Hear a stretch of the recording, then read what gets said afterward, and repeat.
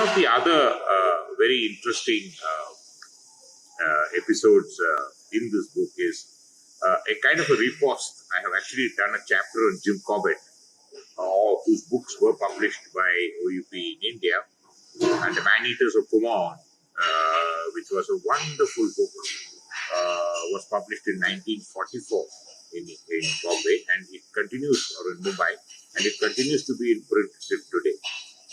The circumstances of its writing were very unique, and Corbett describes an episode where he was relating his jungle stories to friends at a government reception, when a lady sitting the other side on the table alongside overheard some of the stories, and she asked Jim, "Mr. Corbett, have you ever thought of writing up these wonderful stories?" And Corbett confessed that he had not. So this lady said, "What a shame, you must write up these stories."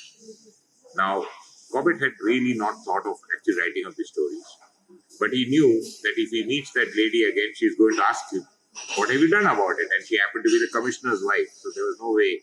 So Corbett avoided government receptions until one day there was a reception for the governor, and he had to go. And he knew that, that this lady is going to accost him and ask him the same question.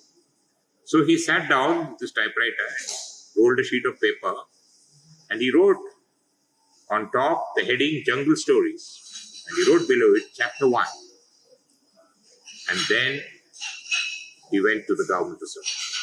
Soon enough, the lady met him. "Mr. Corbett, have you thought about what I had proposed to you the last time? We haven't met for some time," she said, "and I hope you have been doing something." He could reply truthfully, "Madam, I have begun." So that's how actually he came to write that finally.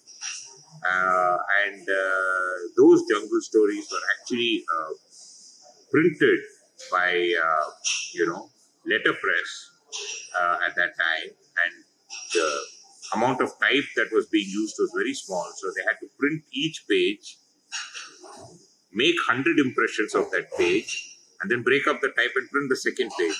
In that sense, they take quite a few months to print 100 copies, and he distributed among friends. But he preserved one copy, and that copy actually he sent to the then general manager of the press in Mumbai, called Roy Hawkins. In fact, I have a chapter on Hawkins as well. He's another remarkable figure in the Mumbai landscape at that time. And then he read up the stories, gave it to a friend to read stories, saw potential in them, but he wanted Corbett to add the stories, recast them, and change the heading to the Man-Eaters of Kumaon. And in fact, there is a hilarious episode in which Corbett also sent photographs of the tigers that he had shot, and Corbett always hunted tigers only after they had become man-eaters, and out of sheer necessity, need, and after the villagers and the government appealed to him. So the pictures that he sent of the tigers were all of the tigers that he had shot. So Hawkins at one stage said, "These are very nice pictures, but unfortunately all of them are dead tigers. Is it possible that you can send a picture or two of live tigers?" There is no record of Corbett's reply, but Corbett could well have replied, "If I had to send you pictures of live tigers, then he may not be alive," you see, because that was the kind of encounters in many ways. But the episode with Ruskin Bond was very interesting because Ruskin had written a very nice article in newspaper speaking about the time when Corbett wrote these wonderful stories in Man-Eaters of Kumaon. And not many people perhaps recall that the Man-Eaters of Kumaon was actually made into a Hollywood film. And it actually had Monty Schaaf and all of these people acting. It was, of course, touted as a very big Hollywood film, but it bombed in the market, it failed. And Ruskin said, "I also wrote a tiger story." In fact, he said that was also made the film, and Tom Alter, the noted actor Tom Alter, acted as the shikari. And I was happy to read this because in the British Council in Delhi, we did a program on Corbett for the Jim Corbett Trust. And I read out from a 6-page telegram that Corbett had sent to New York at the launch of his, and I'll come to that in a minute, where he actually described his whole story of how he came to write the Man-Eaters of Kumaon and other books. And Tom Alter read out from the Man-Eaters of Kumaon, so it was a very historic thing. But Ruskin says that was also made the film which Tom Alter acted in. That film also failed in the box office. So Ruskin came to the conclusion that if you have to make a film about tigers, don't have tigers in the film. He said, why? Because tigers cannot act, he said. So my title of my chapter is called Tigers Can Act.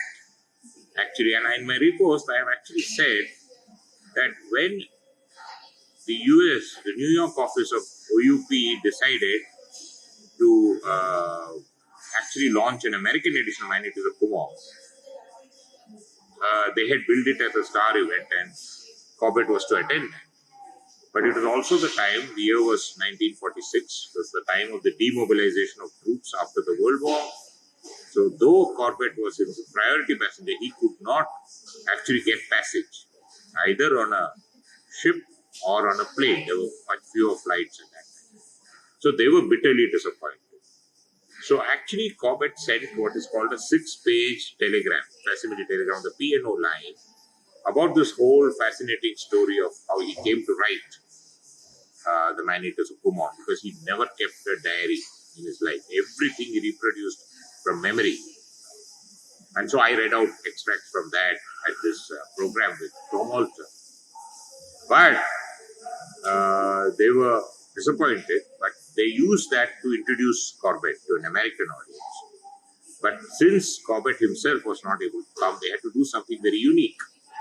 So at the US launch, which was held in a Hotel Pierre in Manhattan, that is now owned by the Taj Group, by the way, they decided to bring 2 tiger cubs to the launch from the Miami Zoo, along with their trainer, Viennese trainer. And before the cubs came to the hotel, they participated in a radio show.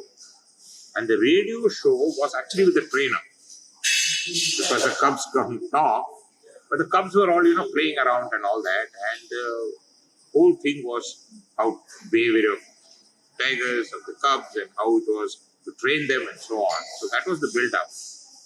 And then in the launch, which was held the next day, they announced a bonus for anybody who bought a copy of the Man-Eaters of Kumaon, that one of the tiger cubs would autograph the book.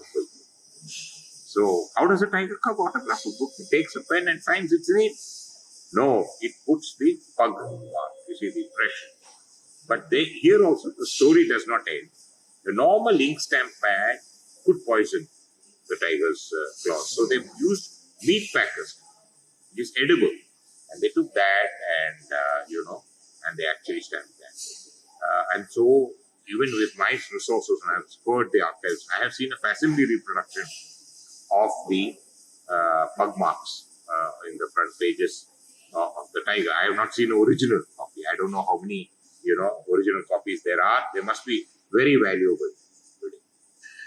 So it's very interesting, some of the works, the people. There are some amazing places as well of Alexandria. And